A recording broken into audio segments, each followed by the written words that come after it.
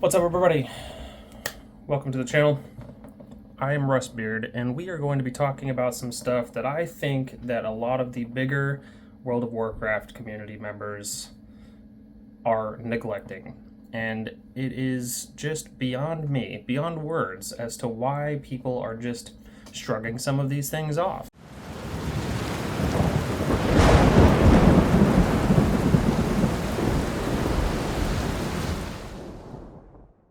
I will discuss this here in a little bit of detail, but first and foremost, I do want to say that I'm just kidding. I love the videos that have been coming out about the speculation and the achievements that are being talked about and the data mining and all that. It's beautiful. Love it. However, there are certain things that I just don't understand. I just don't get why people would shrug them off as nothing or just outright not talk about them at all, which is wild to me. But anyway, let's go ahead and get into it. So first things first, obviously I'm talking about these promotions that were data mined a little while ago. Everybody and their mom is talking about them. Yes, I know, but there are certain ones that nobody is talking about, or rather, people are not talking about enough, in my opinion. I'll tell you what I mean. So let's just go ahead and go down the list of promotions that have been listed. I'll have a link to this specific page on Wowhead in the description, but first and foremost, let's just get into it. SAFE, safe. Now, this is more than likely a goblin or gnome device of some kind, maybe a toy, I don't know, but probably on my lower end of things. I don't think that is as important, but I will have to look into that one a little bit more. Now, the survey bot. Now, a lot of people are shrugging this off or moving on with it or just mentioning it and talking about it for a second and then leaving it. However, I think this has to do with something a little bit bigger at play, and I'll get into that in a little bit. Ysirgol, the Dreammerk, is obviously a Ysera or something like that Murloc. Those are pretty common in these bonus packs of goodies and stuff that you get from heroic bundles of expansions and promotionals for things. The in-game store, battle pets and stuff.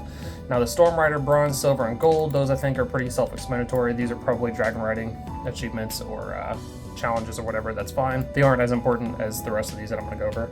Lil Mags. Now this is more than likely, I think I seen earlier today actually, Evitel from Taliesin Evitel was talking about this possibly being a miniature Magtheridon. Now, that's interesting, but we'll get into that in a minute as well. Squally. Now, these are the two, Squally and Fern. These are the two that I think a lot of people are shrugging off or just not talking about enough, and here's why. Now, Squally, I am almost certain that this is probably a parrot or something. I do believe Taliesin mentioned a parrot as well, but I think it's a reference to the Night Squall, which we all know by now if you're keeping up with any of the bigger WoW YouTubers, that this is a pirate captain that has seen the other side of Azeroth, and they know a way to get back in, so they are hiring a bunch of other pirates. They're outsourcing all these other pirate fleets and stuff like that to try to make the biggest and most badass pirate fleet of all time, which is great. Y'all know, if you know me, that I am a big fan of pirates, so I'm here for it. However, there is a specific WoW member, Blizzard employee, that has stated that there will be no pirates. Yeah, I'll believe that when I see it. I'm gonna ignore that tweet like the Blizzard employees are ignoring the giant sword sticking out of Syllabus. Now, Fern. Fern, spelled F-Y-R-N. Most people are ignoring this because they don't want to look further into it, or they're just not as concerned because of the obvious big hitter on this list, the Heroic Edition Algarian Stormrider. But I think it is worth looking into. Now, the etymology of the word fern, inherited from Proto-Germanic fernaz, foregoing or previous, from Proto-Indo-European per, forth, forward, across, though, cognate with Old High German fyrdi, old, Old Norse forn, old, and Gothic, fairness or old. Now, A lot of this is pointing to the Norse and Old English versions of things that are ancient history or long-standing enemies or old sayings, ancient tradition, and then there's one on here that is talking about the ocean. So, that being said, why would we be getting a battle pet or toy or whatever called Fern, specifically spelled this way, when you look at it in the Old English or the Germanic or Proto-Indo-European whatever, or Old Norse or whatever, talking about ancient history, old history, long-standing enemies, old sayings, all that kind of stuff, especially when you pair that with the fact that Chris Metzen, an old classic WoW contender, somebody that is responsible almost single-handedly for the idea of Azeroth to begin with, who was very pivotal in the creation of this entire world that we love to play in, is coming back, right? If this is a very, very, very long stretch of an Easter egg or reference or something like that, that's great. Now, you might be asking, what does the Old English or Old Norse or whatever stuff have to do with World of Warcraft? Well, obviously that was a bit on the nose. There's a lot of stuff that is Old Germanic references and Old Norse references in the game. More particularly the Vrykul and the Odin and Fenrir, and like there are tons of references to old historical mythos and mythologies and religions and beliefs and stuff like that in World of Warcraft. However, there's one in particular that we should also talk about, considering these data mines and leaks and all that kind of stuff. Take that with a grain of salt. But let's go ahead and go into a couple more here before I start talking about that. Now, Lil Frostwing.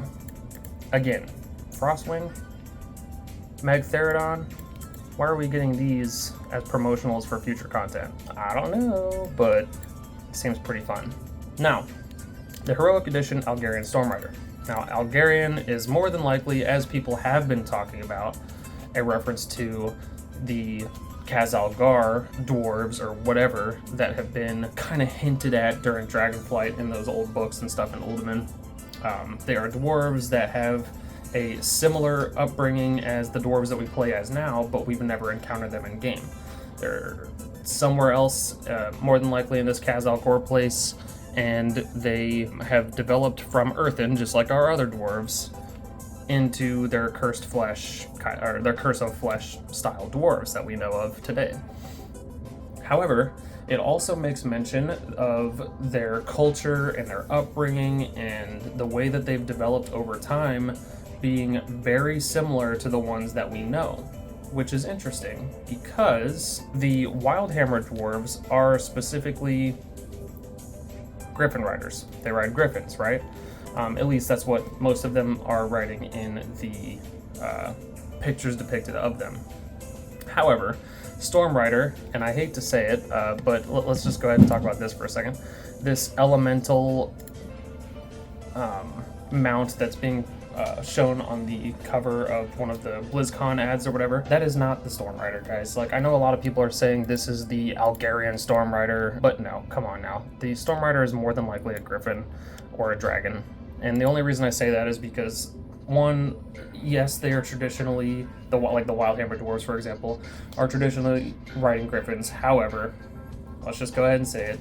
We're in Dragonflight, we're on the Dragon Isles.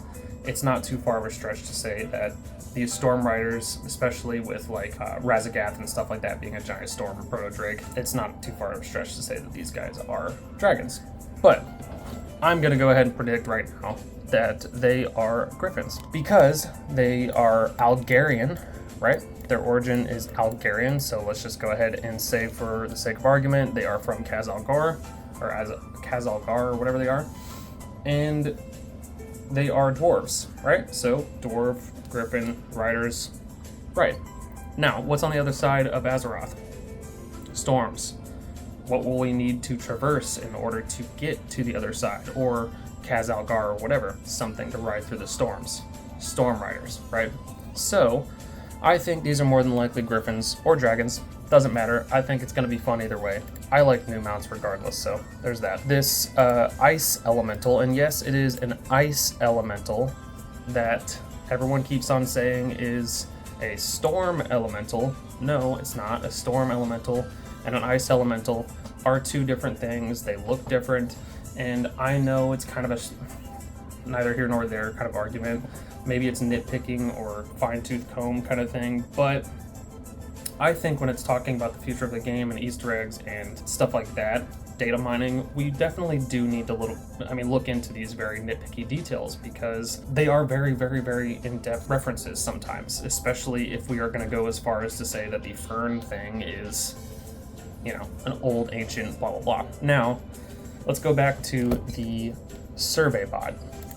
The survey bot, I think, personally, is a archaeology bot. I think it's something to do with archaeology, and here's why I say that. Let's say Chris Metzen comes back. Or he is back, sorry. Let's just say Chris Metzen's going to announce the new expansion, and we are going to the old world. As in Kalimdor, as in Eastern Kingdoms, as in possibly Northrend, maybe even Outlands. And I think that the Outlands is up for discussion here because of the low mags, so we'll see. I'm not sure, but wouldn't be too far of a stretch. They can't just give dwarfs a whole expansion, I don't think. I don't think they can just give one specific race a whole expansion, and especially when they've got so many cultures and stuff to discuss in the world. We've got however many different races now, and that's another thing. I think we are overdue for a allied race or two. If we're going to go back to the old world, why not bring back archaeology and the whole area that the last time archaeology was relevant was put in, like the old troll temples and the old dig sites that were all over Angoro Crater, and there's so much stuff that you can put into the old world to make it relevant again.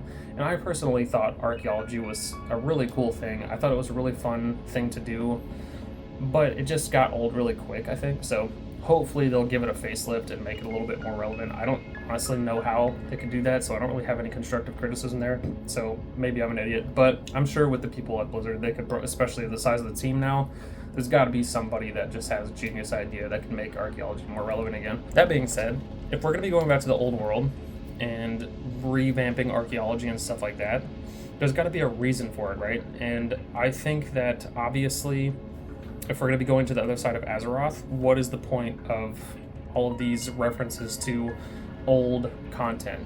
What is the point of references to all this if we're going to be going to the other side of Azeroth? Or maybe it's all referencing WoW Classic or Classic Plus or whatever, but let's just say, hypothetically speaking, we don't go to the backside of Azeroth just yet. We are going to the old world. There's tons of stuff that is out there right now in game, like currently in retail, that is pointing at going to old content, old locations. The Worgans and Night Elves are gone from their camps and stuff like that. So Night Elves obviously are going to be going to the New World Tree.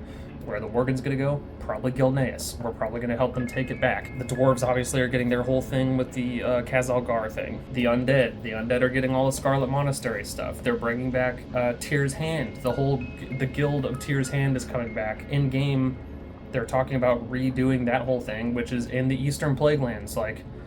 There's a lot of stuff that are bringing all these old races and currently irrelevant, but bringing them into relevancy again in the game right now.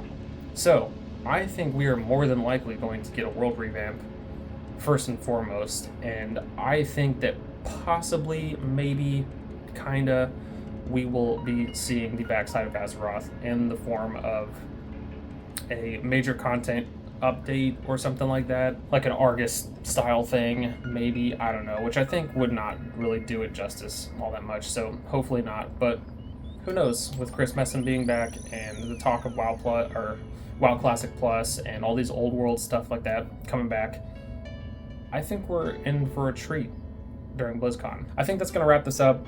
If you have any questions, or if I missed anything or didn't talk about anything, let me know. I'm kind of making this a little bit fast because if I wait too much longer, it's going to be irrelevant next week, so I want to get this up as soon as possible.